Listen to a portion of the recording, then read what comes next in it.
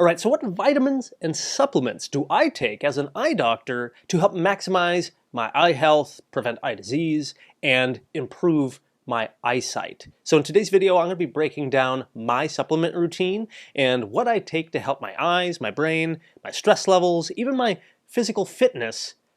That's what we're talking about. Let's take a look. Now, to start off, before we dive in, I think it is super important to mention that I personally have only been diagnosed with myopia, astigmatism, dry eye disease, and meibomian gland dysfunction. I have never been diagnosed with conditions like diabetes, glaucoma, or age-related macular degeneration. But some people out there who suffer with those diseases may have been prescribed or recommended supplements specifically to help those individual conditions. And so I think it's super important to keep in mind to always talk to your local eye doctor about what is best for you and your eye health. All right, so starting off, I take supplements of lutein and zeaxanthin. These are xanthophyll carotenoids that are found often in green leafy vegetables like spinach and kale, but also found in egg yolk to some extent. Xanthophyll carotenoids, when they travel through your bloodstream, they deposit in the eye at a concentration 1,000 times greater than what is found just typically floating in the bloodstream. When they deposit in the eye, they work as antioxidants and anti-inflammatories, but they also act as nature's natural blue light blocker. They actually filter out high energy blue light that passes through the eye and hits the retina.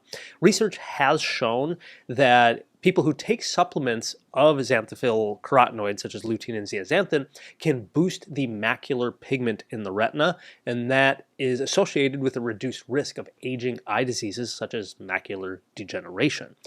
There's also publications showing that taking these supplements can improve visual performance, mainly through improved contrast sensitivity, which helps you detect smaller differences in different things, elements in your eyesight, especially in low light situations. Also, it reduces glare, which may be important if you're staring at a computer screen all day or if you drive, again, in low light situations. Also, it helps improve photostress recovery and visual processing speed, which means you may be able to process visual information a lot faster within your brain.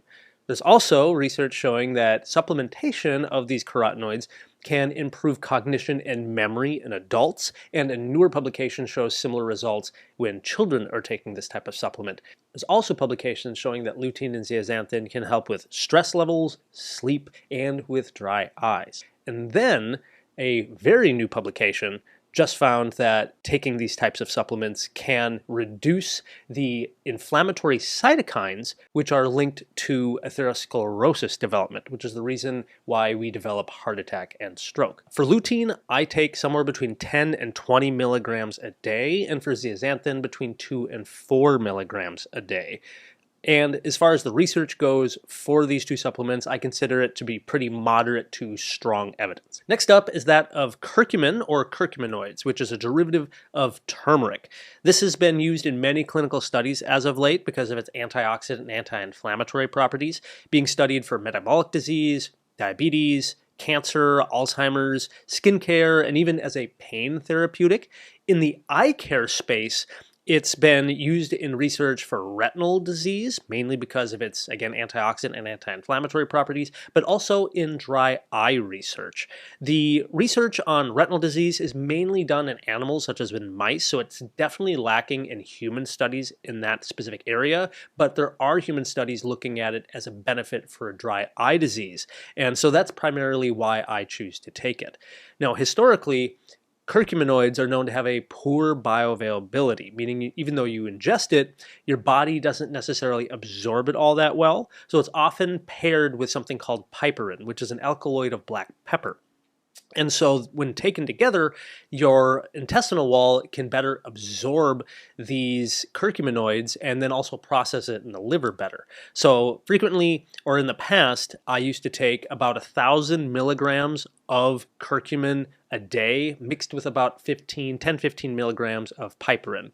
However, New research has found a better way to process and make nanocurcumin or microcellular curcumin, and these curcuminoids have even greater bioavailability. So now I take about 200 milligrams of this nanocurcumin every single day, and usually I take this in a kind of a multivitamin specifically made for the eyes, which I will talk more about a little bit later in the video. But as far as the research goes, especially for curcumin being beneficial for dry eye, again, I consider it pretty moderate evidence. With, of course, I'd like to see more extensive research, particularly in retinal health and with human subjects. All right, next up is that of omega-3 fatty acids. Now, we've talked extensively about omega-3s and the benefits for the eyes here on this channel, but historically, omega-3s have been known to be beneficial for cardiac reasons, mainly for reducing triglyceride levels, for helping lower blood pressure slightly, as well as helping with heart rate, and then just lowering inflammation in general.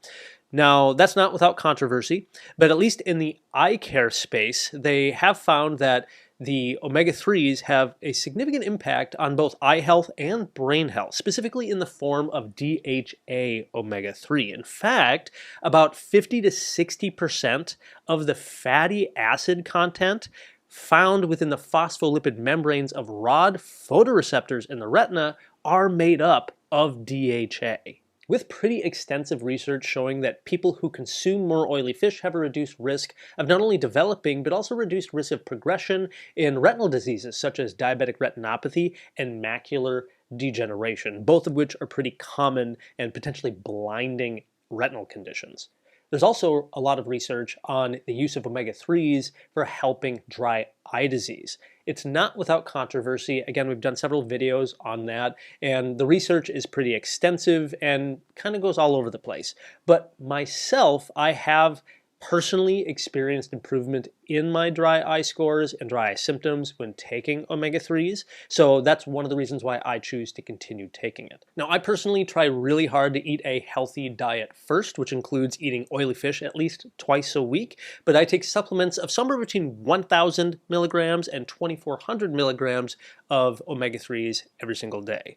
Specifically, I've had great success using the PRN brand of omega-3 that's more designed and formulated for dry eyes. It has about 1,680 milligrams of EPA and about 560 milligrams of DHA in those supplements. I do also want to mention that there is some really interesting research on phospholipid and lipophospholipid DHA as potentially being more bioavailable for neural tissue, including the brain and retina. There is some small research in animal studies potentially showing benefits for retinal diseases, but again, very early research, and we need more studies on that. Now, next up is that of vitamin D. Now, most people know of vitamin D's role in bone growth and development, but has also been found to play a role in inflammation, as well as modulation of cell growth, neuromuscular and immune function, as well as glucose metabolism. The challenge is that most people, we get our vitamin D from getting out in the sunlight, but like many people, I spend most of my day indoors in front of a computer screen, and when I do go outside, I'm often wearing many layers of clothing, I'm wearing sunglasses and sunscreen to protect my face and my skin from UV light damage. Specifically with the eyes, research has shown that vitamin D plays a role in both dry eye and corneal wound healing.